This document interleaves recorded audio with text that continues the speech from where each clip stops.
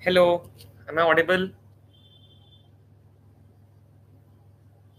So, so yes, today we'll be discussing जो भी आपका क्वेरी है, मैंने कैसे प्रिपरेशन की थी पढ़ाई को लेके, फिर मैं इंटरव्यू के लिए मैंने क्या किया, जो भी आपके डाउट्स है, क्वेरीज है, सब मैं बताऊंगा।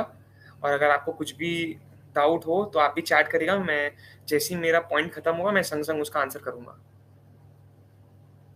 हेलो एवरीवन, बस ये बता दीजिए कि एम आई ऑडिबल एंड मेरा माइक सब सही है।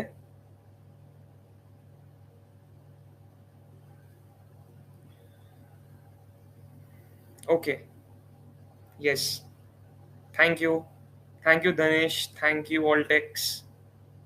ओके, सो पहले मैं आप लोग को बताऊंगा कि मैंने प्रिपरेशन कैसी की थी। ऑल राइट, पढ़ाई को लेके। उसके बाद मैं इंटरव्यू पे आऊंगा और बीच में आपके जो भी डाउट आएंगे सब मैं आपका आंसर कर दूंगा। Okay, okay then. So starting from inter after intermediate, तो हमारी जब इंटरमीडिएट मेरी और साहिल की ख़त्म हुई थी, तो हम लोग ने सबसे पहले एसएफएम ही स्टार्ट किया था क्योंकि वही सबसे नया टॉपिक है, राइट। सो हम लोग ने सबसे पहले एसएफएम की क्लास ली थी। और मैं यही रिकमेंड करूंगा कि आप आर्टिकलशिप कर रहे हैं तो आप एक बार में ज़्यादा क्लास मत लीजिए, आप एक बार में एक ही क्लास लीजिए एंड ट्राई करिए उसी को ख़त्म करने का, वरना बहुत डिफिकल्ट हो जाएगा आपके लिए। वो क्लासेस भी रह के रह ही रहेंगी और फिर आप कर भी नहीं पाएंगे उसे। मेरा पॉइंट यही रहेगा आप लोग से कि जैसे आपके फाइनल्स और आपके इंटर्म देने में कम से कम आपको 2 साल लग जाएंगे। तो मैं यही बोलूँगा आपको कि आप एक एक करके क्लास लीजिएगा, ठीक है। सारे सब्जेक्ट्स का आप एक एक करके क्लास लीजिएगा एंड उसे ख़त्म करिएगा। आपको सर जो भी क्वेश्चंस देते हैं होमवर्क के लिए या जो भी बताते हैं उस वो आपका ड्यूटी है रिवाइज करने का। वो आपको कोई बोलने नहीं आएगा कि इसे रिवाइज करना है, that is your duty. Okay, so ऐसे करके मैंने लगभग 1.5 ईयर्स तक मैंने आर्टिकलशिप के संग क्लासेस की थी। सारी क्लासेस मेरी ख़त्म हो गई थी। उसके बाद मैंने 5 times, yes you heard it right, मैंने 5 टाइम्स रिवीजन की थी हर सब्जेक्ट्स की, हर पेपर्स की। एंड उसके बाद में मॉक टेस्ट भी दिया मैंने 3 बार। यस, तो मैं आपको ये बोलना चाहूँगा कि हमारा इंस्टीट्यूट मैट भी बहुत इंपॉर्टेंट है, एज वेल एज सर का जो बुक है वो भी इंपॉर्टेंट है। सर के बुक में तो सारे पास्ट ईयर पेपर्स जितने भी आज तक आए हैं सब कवर हो जाते हैं, लेकिन on top of that institute मैट हमें ज़रूर करना चाहिए। So all takes your question is, आपने खाली सर के बुक्स के क्वेश्चन सॉल्व किए या आईसीएमआई मैट भी किया? मैंने आईसीएमआई मैट भी किया। दैट इज़ वेरी इंपॉर्टेंट क्योंकि आप देखेंगे अगर दिसंबर 22 का पेपर जो मैंने दिया उसमें 10 मार्क्स का एक तो पोर्टफोलियो मैनेजमेंट का सम है जो कहीं नहीं है, सिर्फ इंस्टीट्यूट मैट नहीं है, एंड वो सम आ गया 10 मार्क्स का। तो सर का बुक तो है ही, उससे 90% चीज़ आ जाते हैं, वो बहुत अच्छे से सजाया हुआ है, बहुत सही है वो आपको करना है। बट आपको इंस्टीट्यूट मैट भी करना है, दैट इज़ वेरी इंपॉर्टेंट। देखिए मैं आपको सही चीज़ बोलने आया हूँ, मैं आपको ये नहीं बोलूँगा कि नहीं बस वो कर लो। ऑब्वियसली सर का book is more than enough, but अगर आपको और अच्छा करना है, एक होता है ना गुड और ग्रेट के बीच में डिफरेंस, अगर आपको वो कवर करना है आपको इंस्टीट्यूट मैट करना ही पड़ेगा, और वो भी at least 3 times. For papers like direct tax and indirect tax मैंने इंस्टीट्यूट मैट फॉलो नहीं किया था, मैंने जो कोचिंग्स है मैंने उसी को फॉलो किया था। बट मैं आपको ये कहूँगा कि उन दोनों सब्जेक्ट को छोड़ के बाकी जो भी 6 सब्जेक्ट्स हैं आपके, आपको इंस्टीट्यूट मैट करना ही करना है, और वो भी 3 टाइम्स एटलीस्ट करना है, अपार्ट फ्रॉम योर कोचिंग जो आपको मिलता है। ओके, यहाँ तक किसी को भी कोई क्वेरी है? नहीं तो मैं आगे बढ़ूँ फिर। ओके, देन आफ्टर दैट मैंने ये जब कर लिया, उसके बाद हम लोग ने 3 टाइम्स मॉक टेस्ट दिया था, एज सेम फॉर्मेट में जैसे हम असली टेस्ट में देंगे। वो बोलते हैं ना कि the more you sweat in practice the less you bleed in war. तो वही कंसेप्ट था कि हम लोग ने प्रैक्टिस इतनी ज़्यादा कर ली थी हर चीज़ की, छोटे से छोटे चीज़ की। आप जब क्वेश्चन पेपर सामने आता है आपको हर चीज़ तैयार रखना पड़ता है। मैं पहले कौन सा अटेम्प्ट करूँगा, मेरा स्ट्रैटेजी क्या होगा, पहले 40 मार्क्स कौन से ईज़ी है पहले वो करूँ। तो वो हर चीज़ हम लोग ने पहले ही रेप्लिकेट कर लिया था, जिसके कारण हम लोग का जो मेन एग्ज़ाम था उसमें हम लोग को इतना सोचना ही नहीं पड़ा। That was an automatic process. So हम लोग ने 3 टाइम्स रिवाइज़ भी किया था एंड एम हम लोग का हमेशा से टॉप था, जैसे कि ऑल इंडिया रैंक 1 ही था हम लोग का एम। तो मैं आप लोग सबको भी यही कहूँगा कि आप ऐसा सोचिए ही मत कि नहीं, नहीं लाना। आप ये सोचिए कि मैं मेहनत तो ऐसा करूँगा कि वो बेस्ट होगा मेरी नज़र में, and that is the main thing. Roshan Yadav ने मेहनत किया है। भाई जितनी मेहनत तू किया है उतना तो हम लोग भी कर रहे हैं।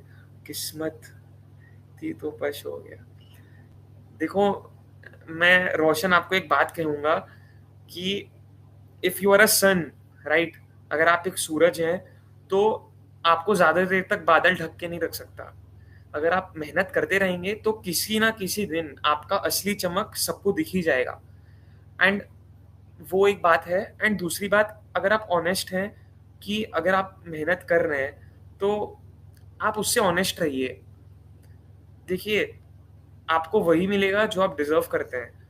तो क्योंकि आजकल के टाइम में आरटीआई कॉपीज़ आती हैं, सब आती है। अगर आप इतने कॉन्फिडेंट हैं कि आपका अच्छा पेपर गया, कुछ हुआ, तो आप कॉपीज़ मँगवाइए अपनी। सारे फैसिलिटीज़ अवेलेबल है। आप ऐसा नहीं कह सकते कि मैंने मेहनत किया बट हुआ नहीं। अपनी कमी को मानना भी सबसे बड़ी बात होती है। सो कंटिन्यूइंग, मैं ये कहूँगा कि मैंने मॉक टेस्ट भी दिया था एंड हमारा एम, हम और मेरे भाई का दोनों का एम हमेशा से सेट था ऑल इंडिया रैंक 1। बट आया नहीं, उसका हमें कोई दुःख नहीं है, क्योंकि हर लेवल पे हम और मेरे भाई ने फाउंडेशन में टॉप किया था। इंटर में हम लोग का रैंक सिर्फ 6 मार्क्स से छूटा था। तो मैं आप लोग को यही कहूँगा बस कि एम हमेशा हाई रखिए एंड मेहनत भी उस हिसाब से करिए। ऐसा नहीं कि बस एम कर लिया एंड मेहनत नहीं किया। तो एम करना है एंड संग-संग मेहनत भी उतनी करनी है। हर वो चीज़ करनी है जिससे कि आप अपने स्टेप से क्लोज़र जान रखें। अपने माइंड को एक गोल दे देना है एंड उसी पे ही दिन-रात हर चीज़ उसी पे ही करना है। क्योंकि अगर एक कहावत है कि to something that you have never got, you have to do something you never did. अगर आपको कुछ ऐसा चाहिए जो आपको आज तक नहीं मिला, तो आपको ऐसा करना भी पड़ेगा जो आपने आज तक नहीं किया। एक्सक्यूज़ आप हर जगह दे सकते हैं, लेकिन अगर आपको लाइफ में बेटर होना है, तो वो आपकी रिस्पॉन्सिबिलिटी है। मैं इसमें फर्मली बिलीव करता हूँ। और मैं आप लोगों को एक और बात कहूँगा कि एक होता है रिज़ल्ट, एक होता है प्रोसेस। मैं आपको ये कहूँगा कि अपने माइंडसेट को प्रोसेस ओरिएंटेड बना दीजिए। एक बार उसे गोल दे दिया, उसके बाद आप अपने माइंड को प्रोसेस ओरिएंटेड बना दीजिए। क्योंकि रिज़ल्ट्स जो भी होते हैं, वो हमारे प्रोसेस के ही बाय प्रोडक्ट होते हैं। आप जैसा आपका प्रोसेस रहेगा, वो आउटकम वैसा ही होगा। अगर आपको फॉर एग्जांपल आप बहुत जिम करना चाहते हैं, तो अगर आप नॉर्मल जंक फूड्स ये सब खाएँगे, तो आप क्या फिट हो पाएँगे? नहीं हो पाएँगे। तो वो हर आप चीज़ देख लीजिए। आज तक वर्ल्ड में कुछ भी हुआ है, वो सब प्रोसेस के कारण हुआ है। मैं इसमें फर्मली बिलीव करता हूँ कि इंसान को हमेशा प्रोसेस ओरिएंटेड होना चाहिए, उसे अपना बस कर्म पे ध्यान देना चाहिए। फिर जब आप जानते हैं कि आपने अपना सब दे दिया, उस हिसाब से बस वो आपके लिए बेस्ट है। तो मैं यही कहूँगा। तो उसके बाद हम लोग ने जब टेस्ट दिया एंड फिर हम लोग का रिजल्ट्स आया, तो यहाँ तक पढ़ाई रिलेटेड क्वेरी अगर किसी की भी है तो आप प्लीज़ मुझे बताइए, तो वरना मैं उसके फिर आगे जाता हूँ। अगर आप लोगों को पढ़ाई रिलेटेड कोई भी क्वेरी है ए टू जेड। एक क्वेश्चन आया है, पास्ट ईयर कौन से नंबर रिवीजन में किया था आपने? देखो, पास्ट ईयर पेपर इतने ज़्यादा इंपॉर्टेंट है कि उसे गलती से भी मत छोड़ना। That is very very important. तो पास्ट ईयर पेपर के लिए मैं ये बोलूँगा कि मैंने पास्ट ईयर पेपर पढ़ाई के साथ-साथ भी किया था एंड लास्ट में पूरा भी किया था। जैसे कि फॉर एग्ज़ाम्पल मैं आपको दूँगा ताकि आपका क्वेश्चन क्लियर हो जाए। आप फॉर एग्ज़ाम्पल सर ने टॉपिक पढ़ाया पोर्टफोलियो मैनेजमेंट एंड वो खत्म हो गया। तो मैं क्या करता था, मैं संग-संग जैसे ही सर का क्लास खत्म हुआ पूरा पोर्टफोलियो मैनेजमेंट का, मैं संग-संग सारे पास्ट ईयर पेपर्स खोलता था, मैं देखता था कैसा क्वेश्चन आ रहा है एंड मैं संग-संग उसको सॉल्व करता था। तो उससे क्या हुआ, जैसे-जैसे मैं क्लास करते गया, मेरा सारा सब्जेक्ट्स का सारा क्वेश्चन पास्ट ईयर पेपर का कवर हो गया।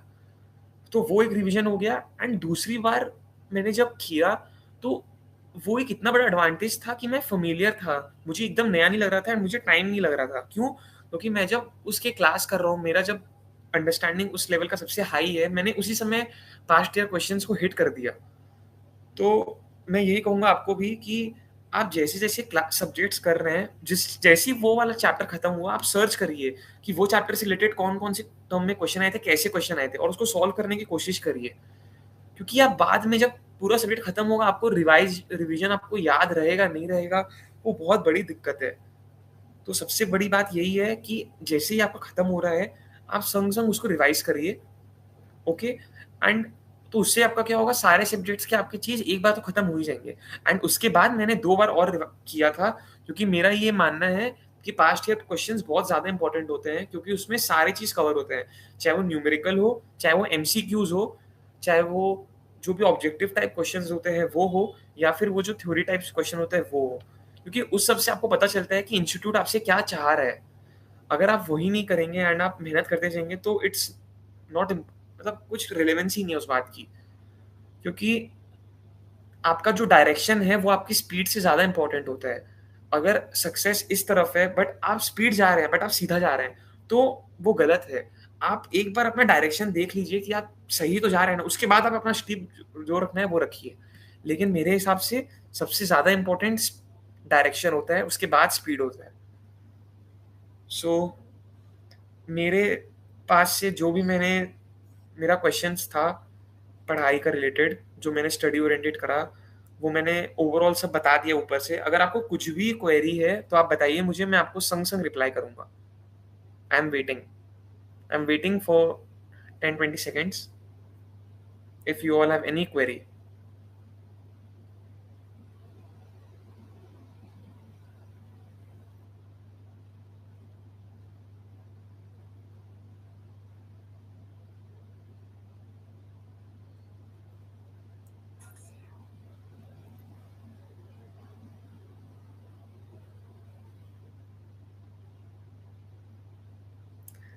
हर्ष, हेलो।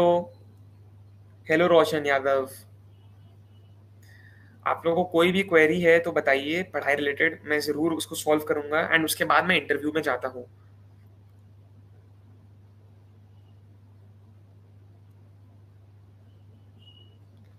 रोशन यादव, ओके, तुमने 10-12 टाइम रिवीजन किया है सारे सब्जेक्ट्स के। तो मैं आपको ये कहूँगा कि रोशन, मैं आपको ये कहूँगा कि आप मॉक टेस्ट दीजिए एंड आप फटाफट एग्ज़ाम दीजिए। बस ये एश्योर करिए कि आपने ऑनेस्टी से सारा रिवीजन किया है। Harsh Bansal, yes you did it right. November 25 आपका अटेम्प्ट है एंड आपने एसएफएम स्टार्ट कर दी है। Very good Harsh. Harsh, I would advise you that आप जैसे-जैसे क्लास आपकी हो रही है, कोई भी चैप्टर खत्म हो रही है, आप संग-संग उसके institute math and past year paper questions भी पक्का देखिएगा एंड करिएगा भी। क्योंकि उससे क्या होगा, जैसे ही आपके सारे चैप्टर्स खत्म होंगे, फॉर एग्जांपल एसएफएम कंप्लीट हुआ, तो आप देखेंगे कि आपका इंस्टीट्यूट मैथ भी एक बार हो चुका है एंड आपका पास्ट ईयर पेपर भी हो चुका है एक बार। उसमें थोड़ी सेंसिबिलिटी लगती है बट वो बहुत अच्छी बात होती है। बहुत अच्छी बात के बाद मैंने 5। ओके हर्ष, ओके देन, ओके। हाँ, तो मैं आपको यही कहूँगा कि आपका अटेम्प्ट है अभी जुलाई में, तो आप अभी जो भी आपके पास टाइम बचा है, आप सुबह उठिए, आप अपने रात को जब आप सोते हैं, आप उसको लिख लीजिए एक जगह कि आपको कल करना क्या है। That is very important. क्योंकि आप अगर उठेंगे सुबह, वो आपके सबकॉन्शियस माइंड में सोते टाइम ऑलवेज़ रेडी रह जाता है, तो वो आपको अपना डायरेक्शन दिखा देता है। तो माइंड को हमेशा क्लियर रखिए, इतना पज़ल्ड मत रखिए। हाँ, मैं जानता हूँ आपके 8 सब्जेक्ट एक बार में होते हैं, तो सारे सब्जेक्ट थॉट आते हैं, लेकिन आप एक बार में एक ही चीज़ कर सकते हैं। तो आप अगर दिन में 1 सब्जेक्ट कर रहे हैं, 2 सब्जेक्ट कर रहे हैं, तो आप रात को पहले ही लिख लीजिए कि आपको क्या करना है नेक्स्ट दिन।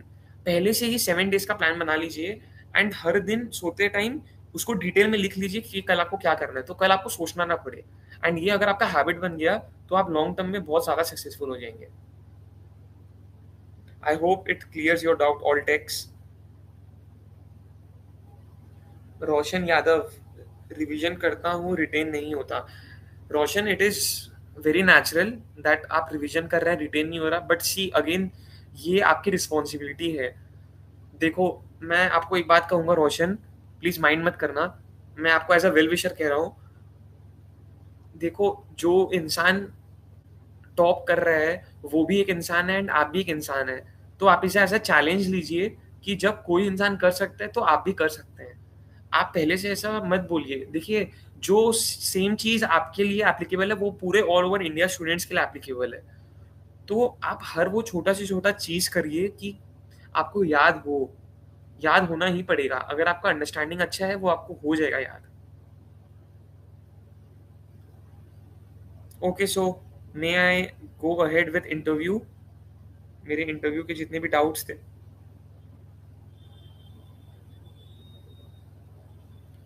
हो तो बताना। ओके देन, अगर आपके पढ़ाई के रिलेटेड जो भी डाउट्स है वो अगर क्लियर हो गए तो मैं आगे बढ़ रहा हूँ इंटरव्यू के लिए। आई am waiting for last 20 seconds. पढ़ाई रिलेटेड अगर आपकी जो भी क्वेरी है आप मुझे बताइए, मैं संग संग आपको आंसर करूंगा। ऐसे मैंने जो प्रिपरेशन की थी मैंने सब बता दिया है, बट उसमें भी अगर आपको कुछ भी डाउट हो रहा है या कुछ भी आपको पर्सनल प्रॉब्लम हो रहा है पढ़ाई रिलेटेड तो बताइए, मैं उसको पक्का सॉल्व करूंगा। ओके देन मैं आगे बढ़ता हूँ। आफ्टर रिजल्ट्स, मैंने इंटरव्यू के लिए मैंने क्या किया, क्या क्वेश्चन मुझसे पूछे गए थे, कैसा था इंटरव्यू, वो सब मैं बता रहा हूँ आपको। तो सबसे पहले बात ये है, अच्छा एक क्वेश्चन आया है अखिल का, अखिल अग्रवाल, लॉ कैसे मैनेज किया आपने? So for law it is very important that आप प्रोविजन को बहुत अच्छे से समझिए। बिकॉज देखो, अगर आप लॉ कर रहे हैं एंड उसमें आपका जो प्रोविजंस आ रहा है उसको अगर आपने डिकोड कर लिया, आजकल के जितने भी पेपर्स हैं चाहे वो सीए के हो सीएमए के हो, सारे mostly case studies type question आ रहे हैं। तो वो तभी आप क्रैक कर पाएंगे तब आपका अंडरस्टैंडिंग लॉ का जो प्रोविजन है उसका क्लियर है। तो लॉ का अंडरस्टैंडिंग बहुत क्लियर है। एंड मैं आपको एग्जांपल दे रहा हूँ अखिल, जिसने क्वेश्चन पूछा है, तो मैं आपको एक एग्जांपल दे रहा हूँ कि बचपन से लेके आज तक आपने जिस भी सब्जेक्ट में अच्छे मार्क्स लाए, आप एक चीज नोटिस करिएगा, आपका उस सब्जेक्ट का अंडरस्टैंडिंग बहुत क्लियर था, तभी आप अच्छे मार्क्स ला पाए। क्योंकि तभी आपका कॉन्फिडेंस आएगा एंड तभी आप मैनेज कर पाएंगे। सो आपके क्वेश्चन को आंसर करने के लिए मैं ये कहूँगा कि हम ये बोलेगा कि आप लॉ जो कर रहे हैं उसमें अखिल तुम ये कर सकते हो कि आप तुम्हारा जो भी करिकुलम है, जितने भी चैप्टर्स है, बैंक्रप्सी कोड है, आईबीसी है, सेबी का जो भी है, आपका कंपनीज का एक्ट है, तो वो सब एक बार आप फर्मली को प्रोविजन को समझिए एंड फिर इंपॉर्टेंट प्रोविजन रिवाइज करें again. What do I mean by important? आप सारे पास्ट के पेपर्स खोल के देखिए, फिर चाहे सीए के हो सीएमए के हो, सारे क्वेश्चन बैंक्स एक बार खोल के देखिए कि कंपनीज एक्ट से कौन से प्रोविजन सबसे ज्यादा आ रहे हैं। डायरेक्टर्स बहुत इंपॉर्टेंट चैप्टर है लॉ में, तो मैं आपको बोलूंगा कि वो चैप्टर अच्छे से करिए, उसके रिलेटेड कौन कौन से क्वेश्चंस आते हैं वो करिए, उस पार्ट को स्ट्रॉन्ग कर लीजिए। And see again, 3 times revision is must minimum. अगर आपको अच्छे मार्क्स लाने हैं, एग्जामिशन लाना है, तो वो करना ही करना है। Okay Akhil, welcome. Okay Akhil, and कोई भी इंसान अगर है तो अगर आपको कोई भी स्टूडेंट्स को अगर कोई भी पढ़ाई रिलेटेड डाउट हो गया हो, कोई दिक्कत नहीं है, आप आराम से पूछ सकते हैं मुझसे। I am here. कोई भी क्वेरी हो आपको तो आप बताइए मुझे, मैं संग संग उसका क्वेरी सॉल्व करूंगा। बस आप टाइप कर दीजिए चैट में। सो जब तक कि कोई क्वेरी आता नहीं, तो जो बाकी लोग हैं वो लोग आइडल नहीं रहे, तो मैं आगे बढ़ता हूँ। तो हुआ क्या, आफ्टर रिजल्ट्स हमारे कैंपस होते हैं, तो उसमें मेरे भाई का IREDA में लगा, जो कि 22 लाख का पैकेज दे रहा है, एंड मेरा इंडियन ऑयल कॉर्पोरेशन लिमिटेड में लगा जो कि 18 लाख पैकेज दे रहा था। तो हम और साहिल, आप लोगों को मैंने जैसे कहा, हम लोग हमेशा टॉप टारगेट करते हैं एंड वो सारा चीज़ करते हैं जो उसको होने में लगेगा। तो अगेन हम लोग ने सेट कर लिया था। मेरे टाइम 11 कंपनीज आई थी कैंपस में, बट हम और साहिल ने डिसाइड किया कि बाकी जो भी कंपनीज़ हैं वो लोग 14-15 लाख दे रही हैं, हम लोग उसमें नहीं बैठेंगे। हम लोग सिर्फ़ टॉप जो पैसे दे रहे हैं, जो भी पैकेज दे रहे हैं, हम लोग सिर्फ़ उसमें बैठेंगे। तो वो हमारा एक पर्सनल कॉल था। आप लोग ये देख के लीजिएगा, क्योंकि बहुत लोगों को मेरे 95% फ्रेंड्स, 98% इवन मेरे जो भी जान-पहचान के हैं, इनफैक्ट सारे लोगों को सिर्फ़ 2-3 कंपनी से ही शॉर्टलिस्ट किया था, बट हम और साहिल को सारी कंपनी से शॉर्टलिस्ट किया था। तो हम लोग ने टारगेट सेट किया था कि हम लोग टॉप वाले में ही बैठेंगे। एंड देन हमारा इंटरव्यू हुआ। पर्सनल इंटरव्यू में साहिल से मेनली जो मेरे भाई है, ट्विन ब्रदर, उससे मेनली एनबीएफसी के बारे में पूछा गया, सारे इंड एस के बारे में पूछा गया, फिर कॉस्टिंग, फाइनेंस, वो इन डेप्थ एक-एक कांसेप्ट उनसे पूछा गया। तो अगेन आप अभी स्टूडेंट्स हैं, मैं आपको ये बोलूँगा कि देखो, आप अच्छे से रिवाइज़ करो एंड आप कोशिश करो कि कांसेप्ट क्लैरिटी आप में रहे, क्योंकि लॉन्ग टर्म में आपको वही बेनिफिट करेगा। क्योंकि अगर आप कांसेप्ट क्लैरिटी रखेंगे, तो आपका पढ़ाई में तो अच्छा मार्क्स आएगा ही आएगा, एंड आपका जो मेन चीज़ होता है, जो मैं कहूँगा, जो आपका जो मेन पर्पस होता है कि आपको अच्छा एक लाइफ जीना है, अच्छा एक कैंपस चाहिए आपको, तो वो भी आपको मिलेगा। ये मैं आपको एश्योर करता हूँ। तो पहली बात मैं ये कहूँगा कि हमारा फिर इंटरव्यू हुआ, एंड मैं फिर अपना इंटरव्यू प्रोसेस के बारे में बात करूँगा। मेरे इंटरव्यू में मेनली जो 3 प्रोसेस हुए थे। पहला ग्रुप डिस्कशन हुआ था, दूसरा ग्रुप टास्क हुआ था, एंड तीसरा मेरा पर्सनल इंटरव्यू हुआ था। तो मैंने क्या किया था, हाँ, हाँ, तो मैंने ग्रुप टास्क में हमारा 10-10 लोगों का ग्रुप बनाया गया था।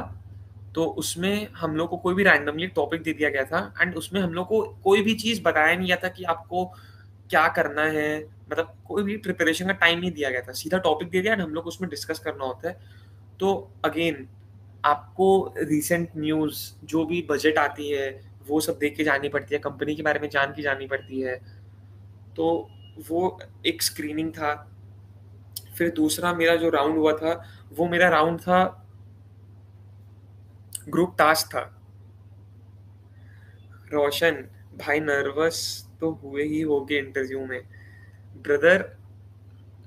हम लोग का, मैं ये आपसे लाई नहीं करूंगा कि मैं थोड़ा सा नर्वस नहीं था।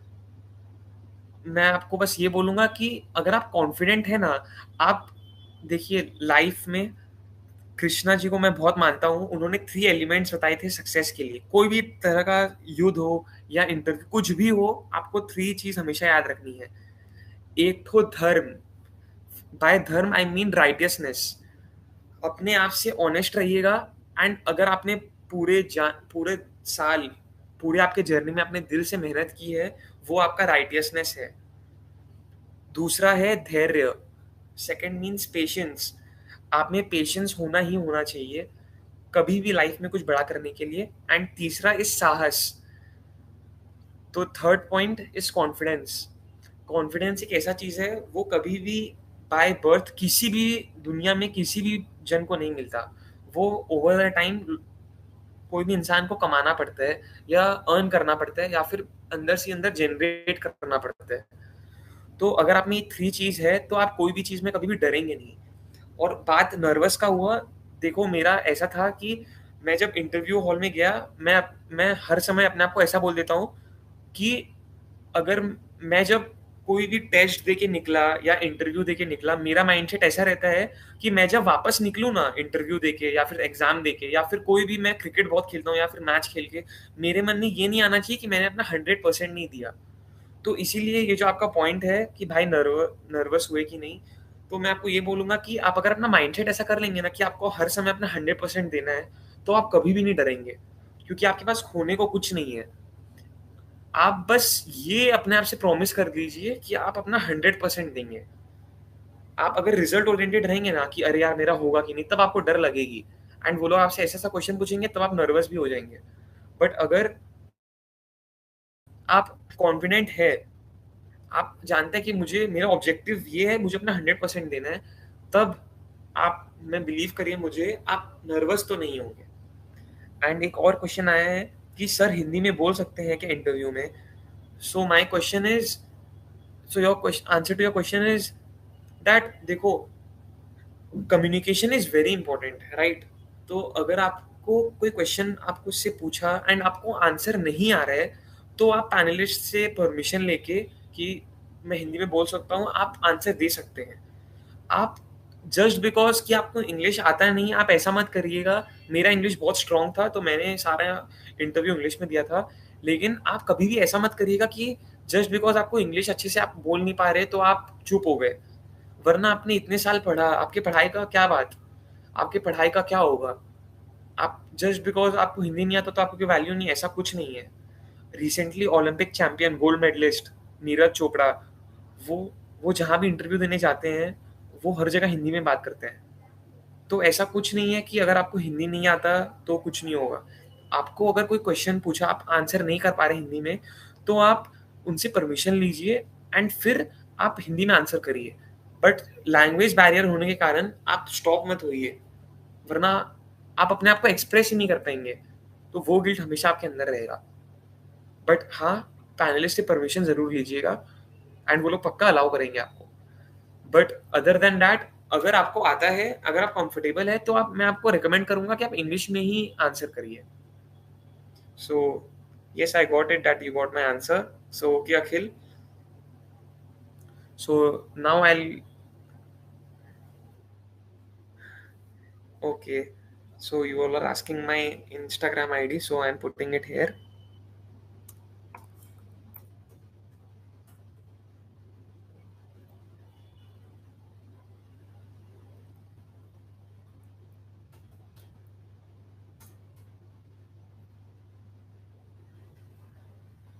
So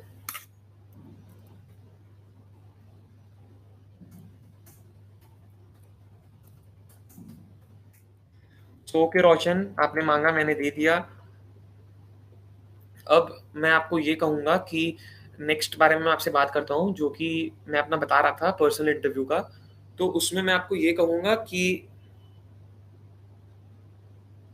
ओके ओके, सो मैं आपको ये कहूंगा कि जब भी आप इंटरव्यू के लिए जा रहे हैं, उसके एक दिन पहले आप सेल्फ अफर्मेशंस लीजिए एंड आप मिरर में देख के आप जो भी कन्वर्सेशन करना चाहते हैं खुद से वो करिए। एंड बस एक ओवरऑल व्यू ले लीजिए जितने भी सब्जेक्ट्स और चैप्टर्स आपने आज तक पढ़े हैं, क्योंकि एक बार में सब डिटेल में पढ़ना इट्स इम्पॉसिबल। सो अगर आपने पूरे साल मेहनत से पढ़ी है तो वो आपको ऑटोमेटिकली इंटरव्यू में याद आ जाएगी। फॉर एग्जाम्पल, अगर आपसे इंटरव्यू में आज के डेट में कोई भी पूछे कि 5+2 कितना होता है, तो आप सब 7 बोल देंगे। तो इसके लिए कोई रिवीजन की दरकार नहीं है। तो ये तभी हो सकता है अगर आपने पूरे साल भर अच्छे से मेहनत की है एंड आपका अंडरस्टैंडिंग क्लियर है। तो ये है। एंड अगेन मैं यही बोलूँगा कि आप बहुत अच्छे से पढ़िए। पढ़ाई, जो नॉलेज होता है वो आपको लाइफ में बहुत आगे ले जाता है। मैं बड़े ही विनम्र होके मैं ये बात बोलूँगा कि अभी मेरा उम्र सिर्फ 21 साल का है, 21 ईयर्स ऑफ एज है मेरा।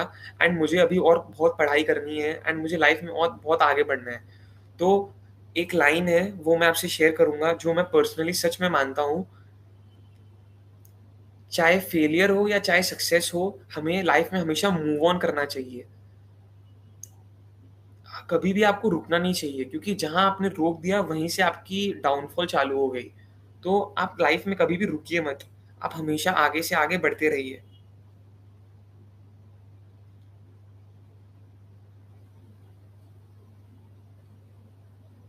Wait a second.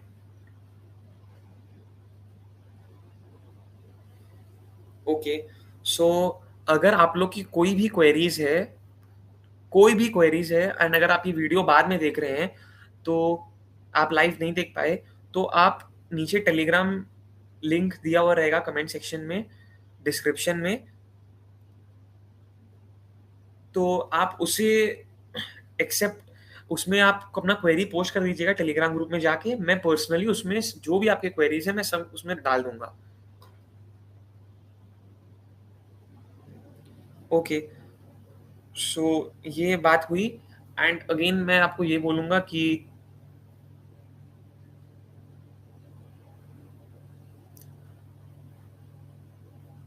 Okay Roshan, once the interview gets over I will check it.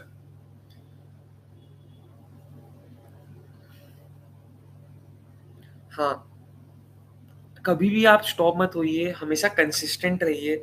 जो ग्रेट होते हैं एंड जो लो रहते हैं, उनमें ये डिफरेंस ये रहता है, वो लोग कंसिस्टेंट नहीं रहते।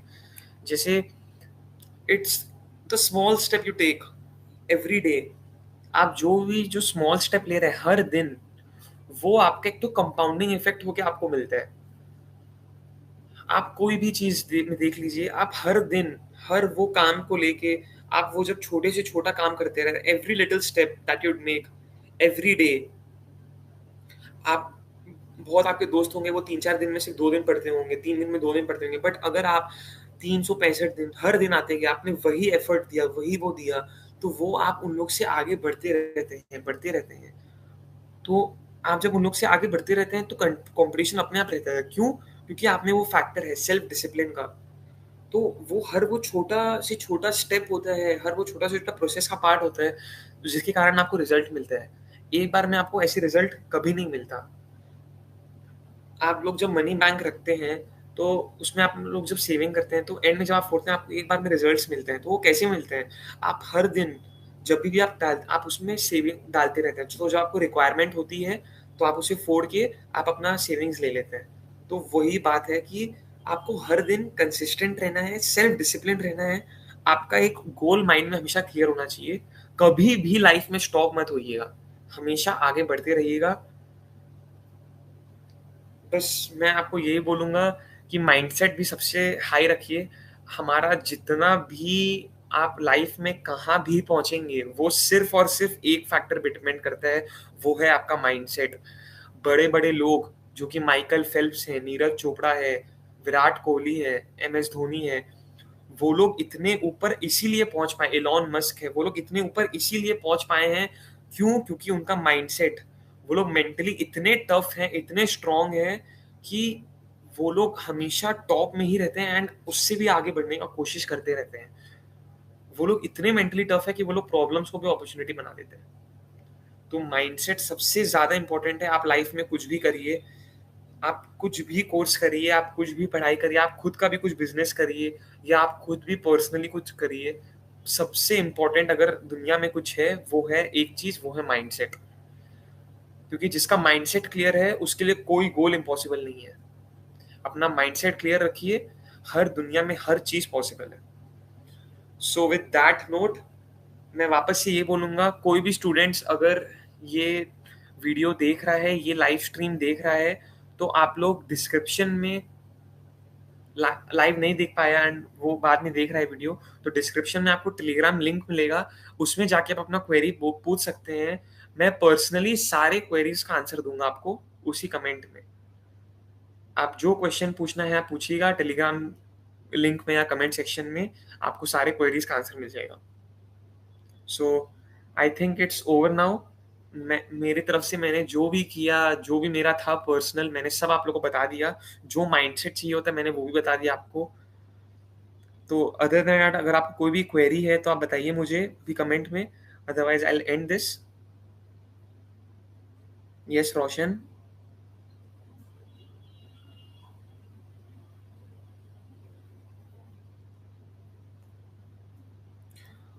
Group 3। So okay, so group 3 के लिए मैं बोलूँगा, आपके लॉ आते हैं, उसमें एसएफएम आते हैं, एससीएम आता है और डायरेक्ट टैक्स आता है। सो मैं एक एक करके आपको, रोशन, मैं आपको बहुत हर सब्जेक्ट के 3 इंपॉर्टेंट टिप्स दूंगा, आपको बहुत हेल्प करेगा वो। सबसे पहला इंपॉर्टेंट टिप मैं ये दूंगा आपको फॉर लॉ।